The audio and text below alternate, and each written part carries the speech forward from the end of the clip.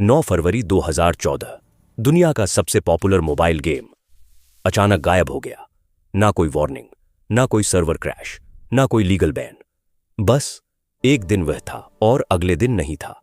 ध्यान रहे, उस समय वह गेम रोज लगभग 40 लाख रुपए कमा रहा था, फिर भी उसे हटा दिया गया। सवाल है, कोई चीज जो अपने शिखर पर हो उसे खुद क्यों मिटाया जाता है? आज की कहानी है फ्लैपी बर्ड की।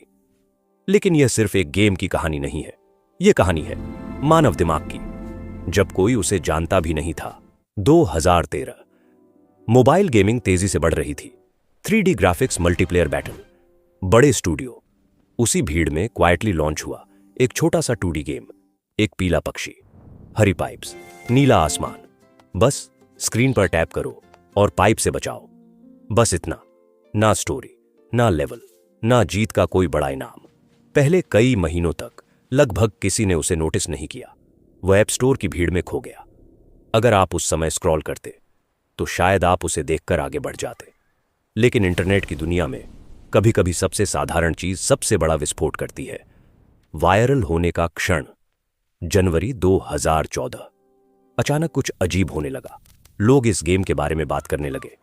कोई बड़ा विज्ञापन नहीं था, कोई सेलिब्रिटी प्रमोशन नहीं, बस एक पैटर्न था। लोग खेल रहे थे, 3 सेकंड में हार रहे थे, फोन नीचे रख रहे थे और फिर 10 सेकंड बाद दोबारा खेल रहे थे। यह गेम आसान दिखता था, लेकिन था बेहद कठिन। और इंसानी दिमाग को एक चीज बहुत पसंद है, चैलेंज। फ्लैपी बर्ड मजेदार कम, चुनौती ज्यादा था। और चुनौती एडिक्टिव हो सकती है। बस एक बार और।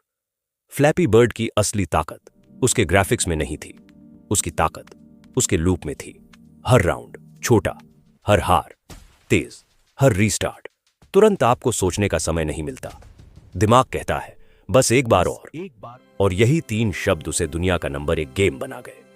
कुछ ही हफ्तों में वह ऐप स्टोर के टॉप पर था।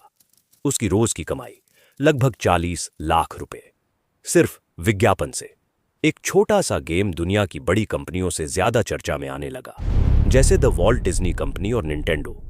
लेकिन हर तेज उड़ान का एक खतरा होता है। जब गेम बहस बन गया, सोशल मीडिया पर वीडियो वायरल होने लगे। लोग गुस्से में फोन पटक रहे हैं, माँ बाप शिकायत कर रहे हैं, हमारे बच्चे पढ़ाई नहीं कर रहे। कुछ लोग उसे डिजिटल ड्रग कहने लगे। फ्लैपी बर्ड अब सिर्फ गेम नहीं था, वह एक कंट्रोवर्सी बन गया था। सवाल उठने लगे, क्या यह जानबूझकर इतना कठिन बनाया गया था? क्या यह एडिक्टिव डिजाइन था, या यह सिर्फ हमारी कमजोरी थी? मनोविज्ञान, हर बार आप पाइप से टकराते हैं, आपको लगता है इस बार मैं थोड़ा और पास था। यही इल्यूजन आपको दोबारा खेलने पर मजबूर करता है। कोई अंत नहीं, कोई फाइनल विक्ट्री नहीं, सिर्फ कोशिश। और इंसान कोशिश छोड़ना नहीं चाहता। फ्लैपी बर्ड ने हमें रिवॉर्ड नहीं दिया, उसने हमें उम्मीद दी। और कभी कभी उम्मीद रिवॉर्ड से ज्यादा शक्तिशाली होती है। वह रात 8 फरवरी 2014। अचानक घोषणा, फ्लैपी बर्ड को 22 घंटे में हटा दिया जाएगा। दुनिया ने सोचा यह मजाक है, लेकिन 9 फरवरी 2014 गेम गायब, हमेशा के लिए। कोई सीक्वल नहीं, कोई रिलॉन्च नहीं, बस समाप्त। और फिर कुछ अजीब हुआ। जिन लोगों ने उसे अनइंस्टॉल किया था वे पछताने लगे। जिनके फोन में वह था वे उसे ट्रेजर की तरह देखने लगे। फोन हजारों डॉलर में बिकने लगे, सैकड़ों क्लोन्स आए, लेकिन असली फ्लैपी बर्ड वापस नहीं आया। और उसी पल वह लेजेंड बन गया। स्कैर्सिटी का जादू, जब कोई चीज आसानी से मिलती है तो उसकी वैल्यू कम होती है, लेकिन जैसे ही वह गायब हो जाए वह खास बन जाती है। अगर फ्लैपी बर्ड कभी डिलीट नहीं होता तो शायद वह एक ट्रेंड बनकर रह जाता, लेकिन उसका अचानक अंत उसे अमर बना गया। असली सवाल, क्या फ्लैपी बर्ड खतरनाक था या हम? उसने हमें मजबूर नहीं किया, उसने बस एक चैलेंज दिया, बाकी सब हमने किया। हम हार कर भी दोबारा लौटे, हम फ्रस्ट्रेटेड होकर भी रीस्टार्ट दबाते रहे, क्योंकि हम जीतना चाहते थे, भले ही जीत का कोई अर्थ न हो। फ्लैपी बर्ड ने हमें एक अजीब सच्चाई दिखाई, मानव दिमाग सिंप्लिसिटी से हार सकता है। बड़ी चीजें हमें डराती हैं, छोटी चीजें हमें फंसाती हैं।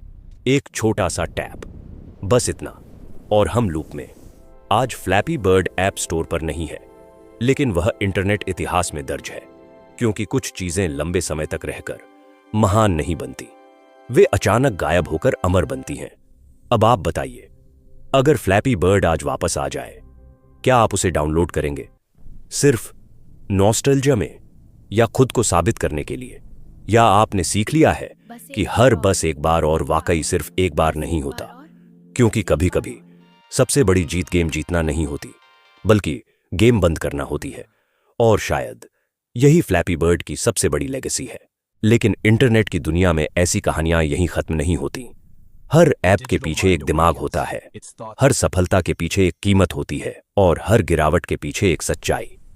अगर आप ऐसी रियल डिजिटल स्टोरीज समझना चाहते हैं, सिर्फ सरफेस नहीं, बल्कि साइकोलॉजी, बिजनेस और पावर के पीछे की असली कहानी, तो इस चैनल को अभी सब्सक्राइब कीजिए।